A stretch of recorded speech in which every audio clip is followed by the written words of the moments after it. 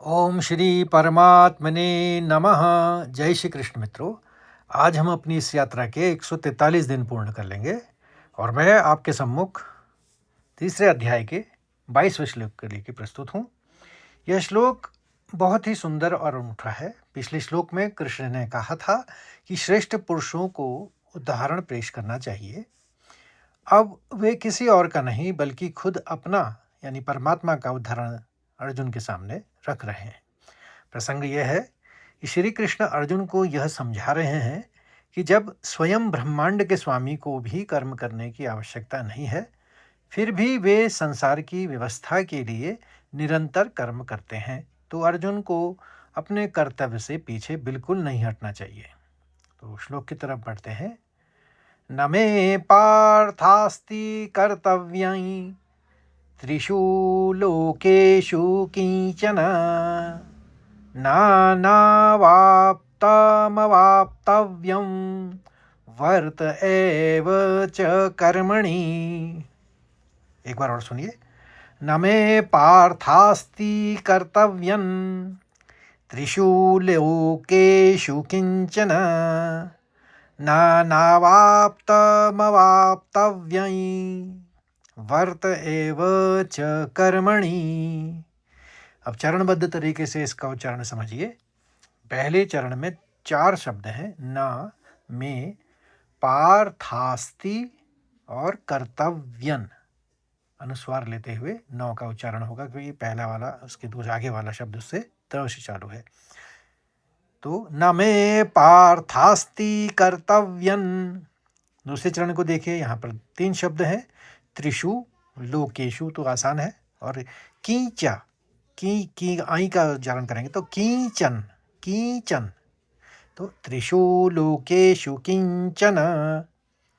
अब ये शब्द को देखिए तीसरे चरण में, न वाप्त म वाप्तव्यं। इसको जरा सी 3 टुकड़ों में बांट दीजिए। नान ना कहिए, ना फिर के पे ना वाप्त म वाप्तव्यम। बड़ा आसान हो जाता है, 3 टुकड़ों में बांट लेंगे तो। नानावाप्त मवाप्तव्यं। वों का साथ आएगा, यंग का साथ नहीं आएगा। नानावाप्त मवाप्तव्यं, क्योंकि आगे वाला शब्द व से शुरू है। यानी चौथे चरण में 4 शब्द हैं, वर्त, एव, च और कर्मणि। तो आसान है, आराम से पढ़ लेंगे, कोई आघात नहीं, कोई अनुस्वार नहीं। वर्त एव च कर्मणि।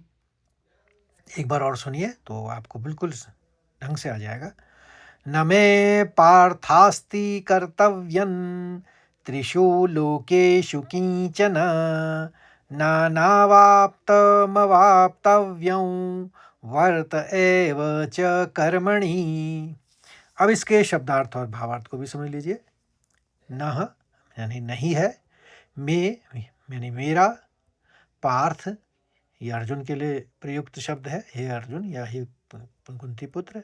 अस्ति है, कर्तव्यम कर्तव्य, त्रिषु लोकेषु तीनों लोकों में यानी आकाश, पृथ्वी और पाताल, किंचन यानी कुछ भी, न यहाँ पर न ही, अनवाप्तम अप्राप्त।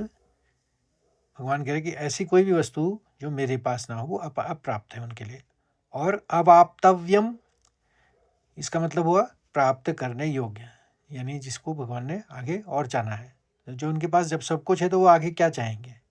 वर्ते लगा हुआ या सक्रिय हूँ मैं, भगवान अपने लिए कह रहे। एव च भी, कर्मणि कर्म में। तो हिंदी में सरल अर्थ ये है, भगवान अर्जुन से कह रहे हैं कि हे पार्थ, तीनों लोकों में मेरे लिए ना तो कुछ कर्तव्य है और ना ही कोई ऐसी अप्राप्त वस्तु है जिसे मुझे प्राप्त करना हो, फिर भी मैं निरंतर कर्म में ही लगा रहता हूँ। भावार्थ यह है कि परमात्मा का निस्वार्थ कर्म, भगवान इससे इस श्लोक के माध्यम से ये चीज़ बता रहे हैं। और अपूर्णता और पूर्णता का उदाहरण दे रहे हैं। हम इंसान तभी कर्म करते हैं जब हमारे भीतर कोई कमी होती है। जैसे भूख है तो भोजन के लिए धन की कमी है तो नौकरी करता है आदमी या अन्य काम करता है। लेकिन कृष्ण तो पूर्ण है, उनके पास सब कुछ है। उन्हें ना तो कोई प्रमोशन चाहिए, ना मोक्ष चाहिए और ना ही कोई संपत्ति। फिर भी कर्म क्यों? यदि भगवान शांत होकर बैठ जाए तो यह पूरी सृष्टि थम जाएगी। सूर्य का उगना, हवा का चलना, ऋतुओं का बदलना, यह सब परमात्मा का अनवरत कर्म ही है। वे सब केवल लीला और सृष्टि के कल्याण के लिए ही ये सब करते हैं।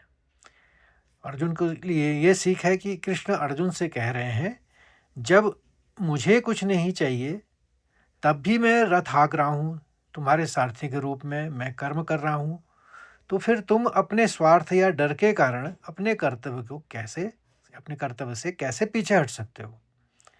तो आशा करता हूँ मित्रों आपको यह श्लोक भी अच्छी तरह से समझ में आ गया होगा, और अच्छा लगे तो लाइक करिए, शेयर करिए और अपने अन्य साथियों को इस मार्ग से जोड़िए ताकि वे भी इसका लाभ उठाएं। कल फिर मिलते हैं एक नए श्लोक के संग, यानी 23वें श्लोक के साथ। तब तक के लिए जय श्री कृष्ण, राधे राधे।